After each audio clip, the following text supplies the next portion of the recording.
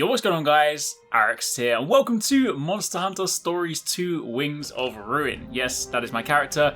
Isn't he badass? But I want to give a massive shout out to Capcom for very kindly giving me early access to the game. This, what you're watching right now, is actually PC gameplay. Of course, the game is coming out on PC and on Nintendo Switch. I'm going to play it on both.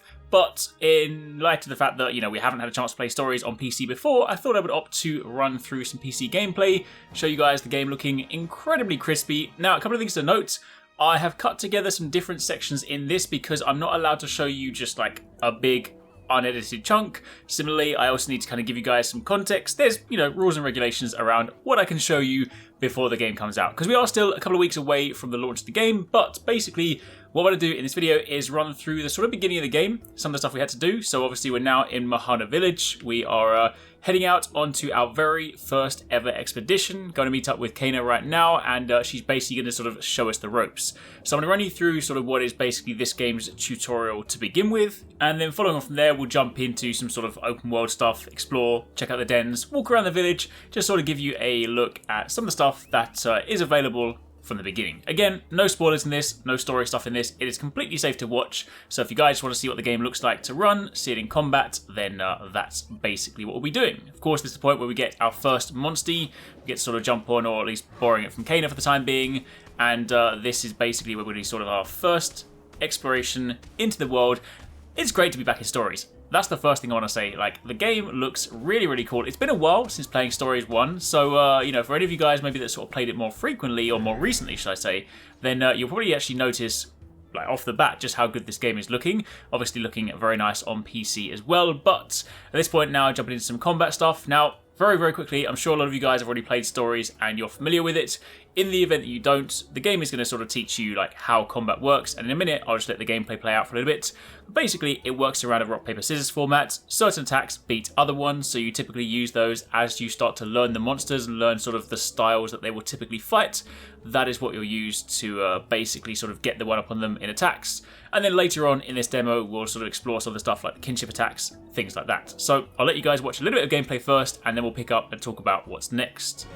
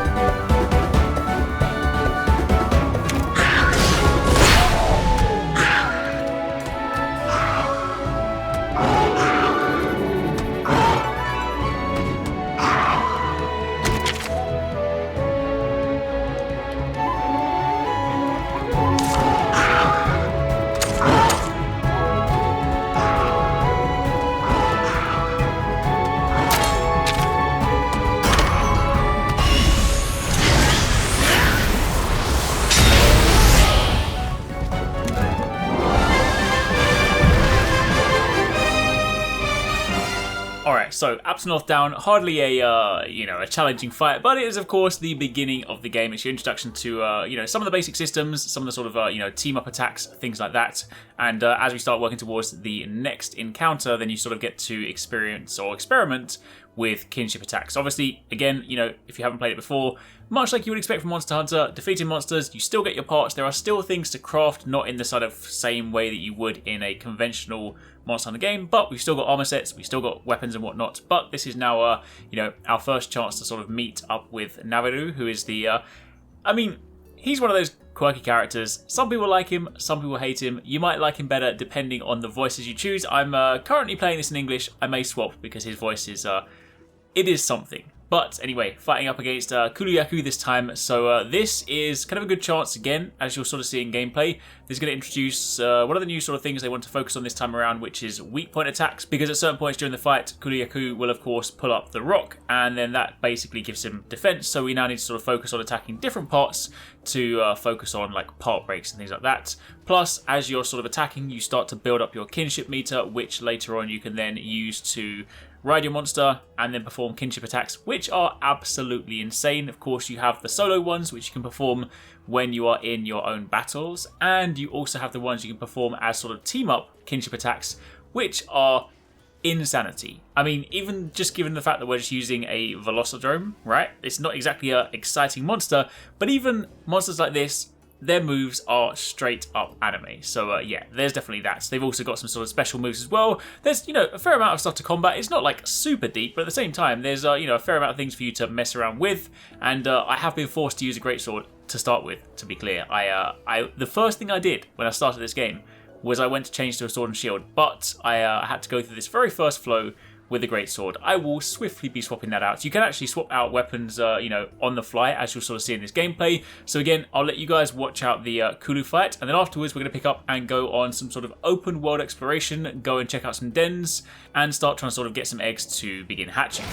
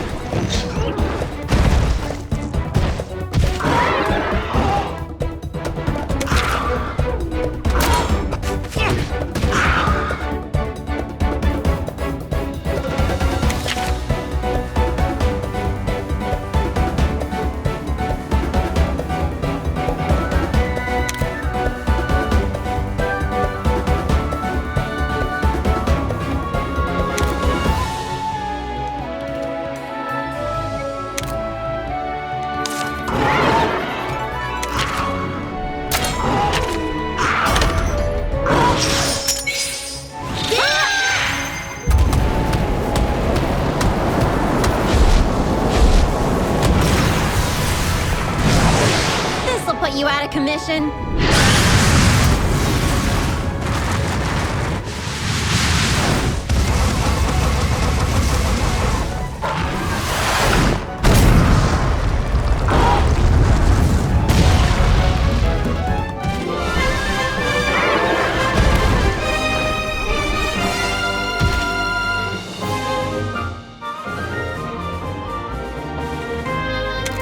You smashed it!